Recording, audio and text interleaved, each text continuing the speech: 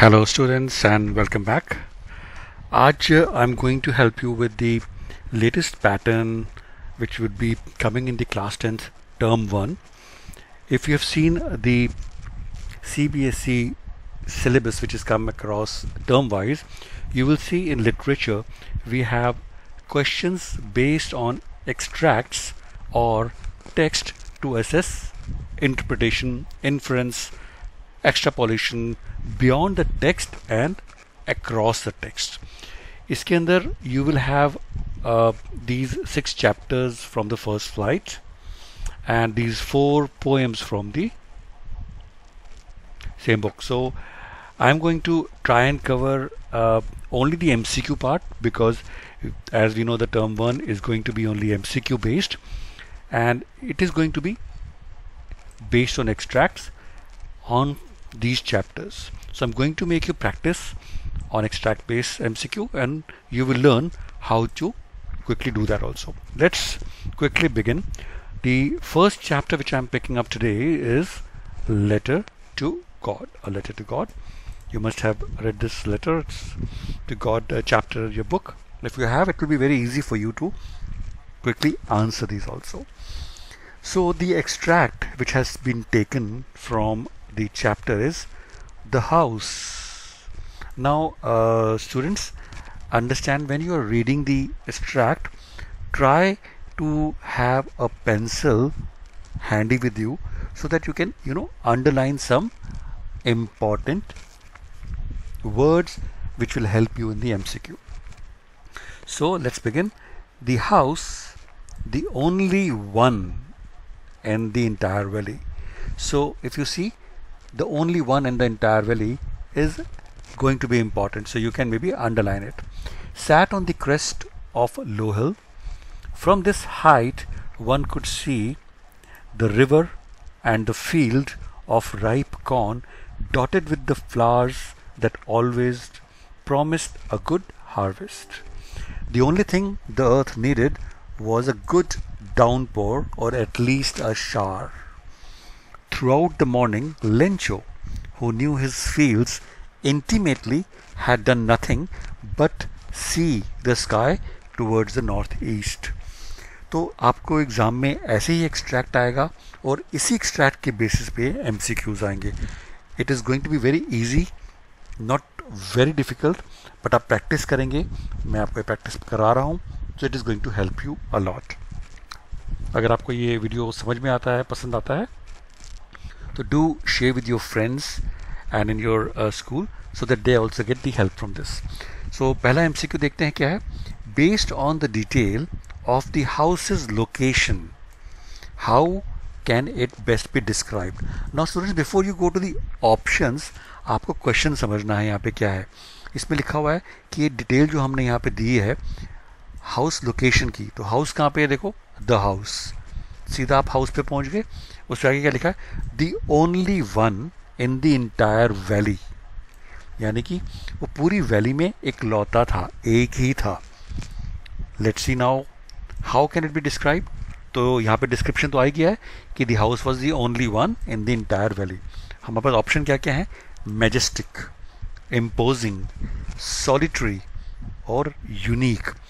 तो स्टूडेंट्स, यहाँ पे आपको बेस्ट ऑप्शन आपको चूज़ करने की ये है कि जो एप्लीकेबल नहीं है उनको आप क्रॉस आउट कर दीजिए. मैजेस्टिक बिल्कुल नहीं, मैजेस्टिक नहीं हो सकता, तो उसको नहीं करना है. इम्पोजिंग बिल्कुल नहीं है. सॉलिटरी, सॉलिटरी का मतलब होता है अकेला, एलोन. यहाँ पे क्या है, the only one. So this does match the description of the house. तो आंसर भी इसका यही होएगा. So will pick this answer as C, solitary. Now unique, unique भी हो सकता है बट यूनिक मैच नहीं करेगा डिस्क्रिप्शन में, because unique is something which is अनोखा. अनोखा नहीं है, it is just the only one in the entire valley. So the answer will be solitary. I hope you have understood, students. Let's move to the next question. The next question is the field of corn dotted with flowers means that not a single flower was bigger than a dot. पहले हम दोबारा इस track में जाएंगे कि क्या है dotted with flowers कहाँ पे लिखा है। Let's see. From this height one could see the river and the field of ripe corn, the field of ripe corn dotted with flowers that always promised a good harvest। देखते हैं क्या क्या option है। The field of corn dotted with flowers means that not a single flower was bigger than a dot। नहीं, dotted का मतलब होता है स्टूडेंट्स, अगर आप कागज में बहुत सारे डॉट्स लगा देते हैं तो वो आपको पूरे पेज पे डॉट्स दिखते हैं बिखरे हुए। इसका मतलब यहाँ पे यही होना चाहिए। लेट्स सी क्या है option. The flowers were scattered across, this seems to be the correct answer. यही आंसर इसका करेक्ट होना चाहिए। बाकी ऑप्शन में देख लेते हैं। The flowers were in shape like dots, नहीं, बिकॉज यहाँ पे उसको रेफरेंस दिया गया कि वो कैसे दिख रहे हैं, उनकी शेप के बारे में नहीं बोला है। The flowers had shrunk in size, बिल्कुल नहीं, ये तो बिल्कुल मैच नहीं करता। So that is why the answer is the flowers were scattered across. जैसे कि आप पेज पे dot dot dot dot dot लगा देंगे तो वो बिखर जाता है पूरे पेज पे, वैसे ही वो फील्ड पे फ्लावर्स इतने सारे कॉर्न के दिख रहे थे कि it was looking like dotted scattered across. Next MCQ पे चलते हैं। लेंचो विश्ड फॉर अ डाउनपॉर और अ हैवी शावर। सो यहाँ पे हमें देखना है कि क्या क्वेश्चन है। विश्ड फॉर अ डाउनपॉर और heavy shower. Pick the option that correctly lists the correct match for kinds of rain। तो स्टूडेंट्स ये तो आई थिंक आपके टेक्स्ट बुक में भी है। सो स्टूडेंट्स अब हम इसमें करेंगे, इसमें देखते हैं ऑप्शंस कैसे दिए गए हैं, हमें मैच करना है। So okay, so we have 3-4 options here. मैं थोड़ा रिड्यूस करता हूँ, इट्स इजी टू सी। तो हमारे पास ए बी सी, देखते हैं और कोई ऑप्शन तो नहीं है। So we have 4 options. तो हमें ऐसे जब क्वेश्चंस आएंगे सबसे पहले हमें चूज करना है जिसके बारे में आप बिल्कुल कॉन्फिडेंट हो कि वो मैच करता है। सो स्टूडेंट्स सबसे पहले हम देखते हैं, ऑप्शन है हैवी रेन। हैवी रेन का मतलब क्या होता है? Light rain that falls in very fine drops, नहीं होता। वेरी हैवी रेन और ट्रॉपिकल रेन, ये भी नहीं होता। Heavy rain it's coming down quite strong and you get very wet very quickly। Okay, तो हमें पता है हैवी रेन का मतलब होता है ये, it's coming down quite strong and you get very wet very quickly। और क्या ऑप्शन है? Really heavy rain that comes very suddenly, नहीं, उसको तो नहीं कहते हैं। Is a violent short lived weather disturbance associated with lightning thunder and strong gust events, ये भी नहीं है। तो स्टूडेंट्स अब आप देखिए, आपको जो चीज़ें पता होती हैं उसको आप पहले मैच कर लीजिए। हमें पता है हैवी रेन का मतलब होता है it's coming down quite strong, तो 1 इज 3। ड्रिजल सबको पता है, ड्रिजल जो हल्की हल्की बारिश होती है, तो drizzle is light rain that falls in very fine drops. तो हमें पता है 1 का 3 और 3 का 1, ये तो डेफिनेटली एक ऑप्शन में से कोई एक होना चाहिए। देखते हैं कौन कौन से ऑप्शंस में 1 का 3 और 3 का 1 है। तो स्टूडेंट्स अब हमारे को इसकी जो ट्रिक है इस टाइप के क्वेश्चंस की, आपको मैं समझा रहा हूँ। हमें पता है 3 का आंसर 1 है, सो 3 matches with 1 and 1 matches with 3। तो सबसे पहले आप जाएंगे ऑप्शन में, देखेंगे कि 1 के साथ मैच कहाँ पे 3 कर रहा है। पहला ऑप्शन है ए, 1 matches with 2, this can't be true. 1 matches with 4, this can't be true. 1 matches with 5, this can't be true. 1 matches with 3, this is the correct option most likely.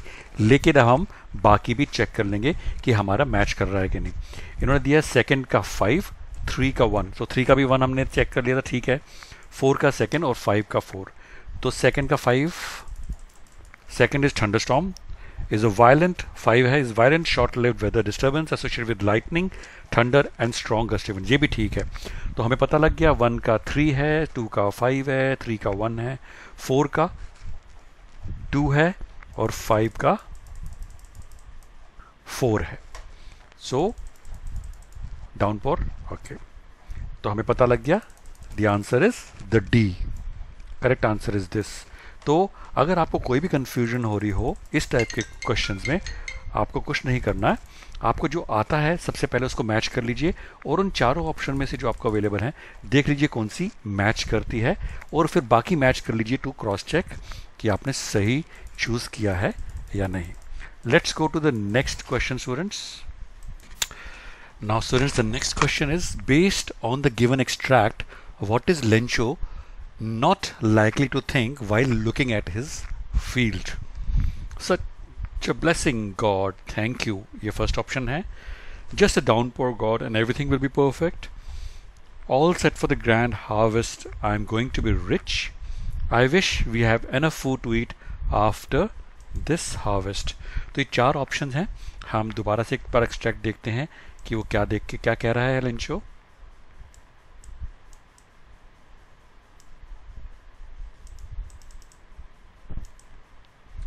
Okay, just give me a minute.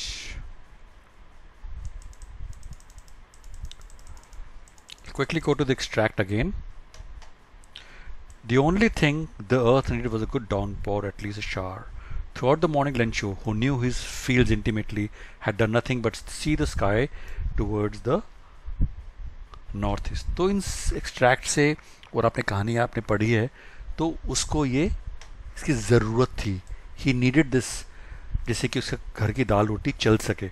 So I wish we have enough food to eat after this harvest. तो उसको देखा कि अगर ये corn की जो field है जिस तरह से दिख रही है, इसकी हार्वेस्ट अच्छी हो गई, तो I will have enough to eat after this harvest.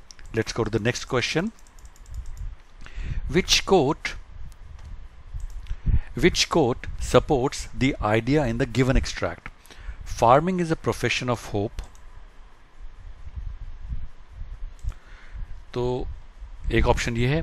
तो आई थिंक ये कुछ मैच करता है, क्योंकि जब आप फार्मिंग करते हैं आप उम्मीद रखते हैं कि बारिश अच्छी होएगी और you will get good harvest. तो होप होता है, उम्मीद पे होता है. तो ये दिस कुड मैच. बाकी हम ऑप्शन देखते हैं क्या क्या है. I would rather be on my farm than the emperor of the world. नहीं, ये तो कोई आइडिया नहीं है इस एक्सट्रैक्ट का. Farming looks mighty easy when your plough is a pencil and you are 1000 miles from the cornfield. ये भी कोई मैच नहीं करता है. Those too lazy to plough in the right season will have no food at the harvest. तो ये भी कुछ मैच नहीं करता है. तो हमने ये चैप्टर अच्छे से पढ़ा है, we know that. So the quote which supports the idea in the given extract is farming is a profession of hope. तो स्टूडेंट्स, ये मैंने आपको एक एक्सट्रैक्ट बेस्ड क्वेश्चन कराया है लेटर टू गॉड का. इसका एक और जो ये नेक्स्ट एक्सट्रैक्ट है ये भी मैं कवर करूंगा नेक्स्ट वीडियो में. अगर आपको ये पसंद आया है तो आप डेफिनेटली उसको भी देखिएगा and it will be easy for you to understand. अगर if you want, I will convert this into the quizzes so it is easy for you to try and attempt there also. अपने comments ज़रूर पेश कीजिए. Just write down your comments and suggestions. I will definitely try to implement them. And I wish you all the success, students, for your future and your exams. Keep studying hard and you will get good scores. Thank you for watching, and I will be coming in the next video with this next extract.